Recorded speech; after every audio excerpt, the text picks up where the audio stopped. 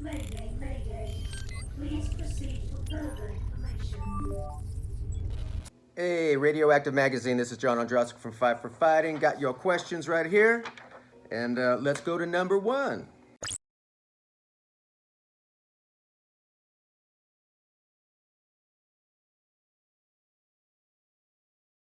Well, I did have a song called The Riddle that was quite challenging.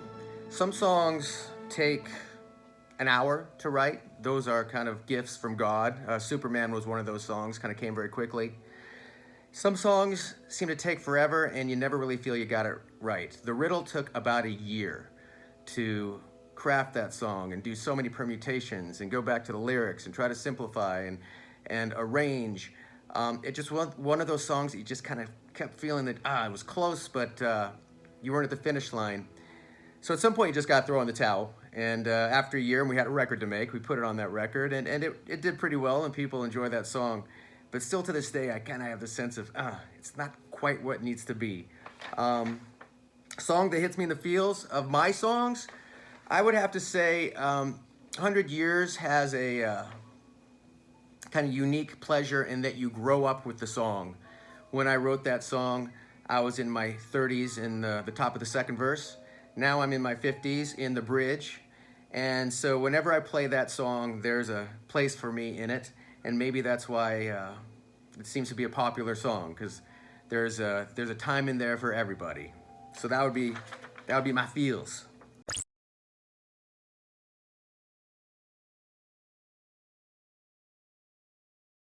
Well, negative, just go on Twitter, so don't go on Twitter. But positive, when I first kind of had a sense of my music was touching people, it was actually during the first Gulf War, and Superman was popular, and I started getting emails from soldiers in Iraq telling me that, they listened to my song before they went on mission, or when they came back, or to escape, or to connect with home. And it was fascinating that all these different reactions came from the same song.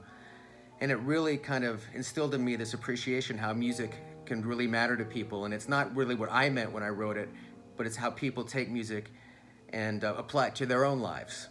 So that has always been an honor that the folks that allow us this freedom of speech and keep us safe have a certain appreciation for my songs. I'm very humble and grateful for that.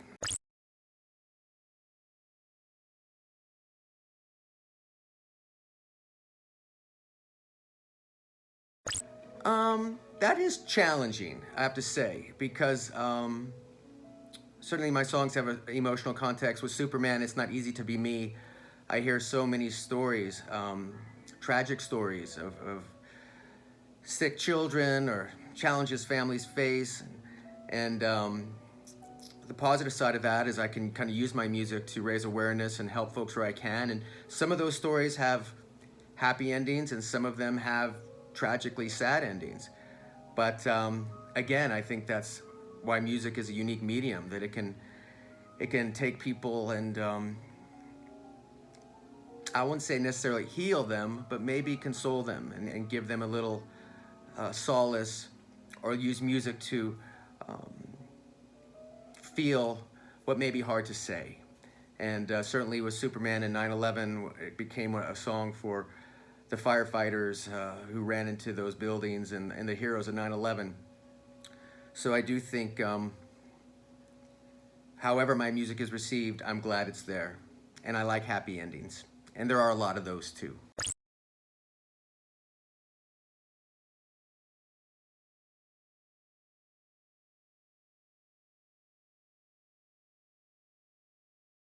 Well, that's a hard answer. Far be it from me to tell everybody how to find the special thing inside of themselves, because there are many of them. But I think with Superman, the reasons people related to that song is it basically just speaks to our innate humanity.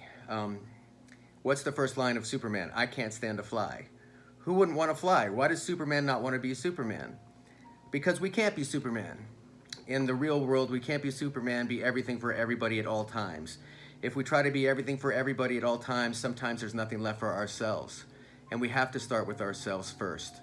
And that took me a long time to learn. And I'm still learning that.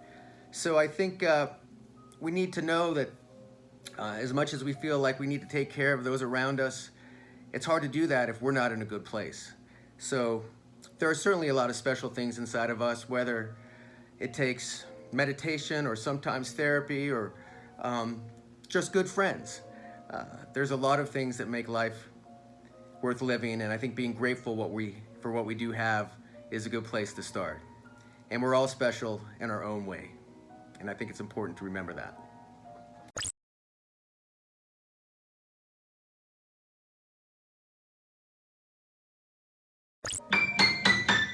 Haha. Well, to be honest with you, because of this horrible pandemic, I've been spending a lot of time doing things outside of music, trying to keep the family business going, help folks that are really struggling.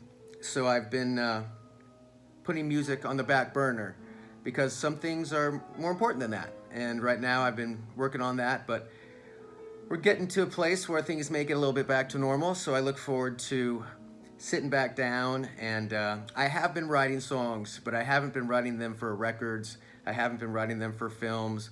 I've really been writing them kind of like I did when I was a kid, because it helps me deal with the stress of this pandemic. So I have a lot of work tapes, and I'll be going through those to see if there's anything worthwhile.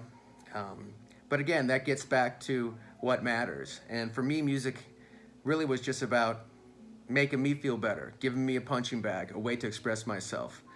And maybe it's good that the circle is back to that. And that's probably more important than any hit song or any rock and roll story, is find something you love, be passionate about it, and do it.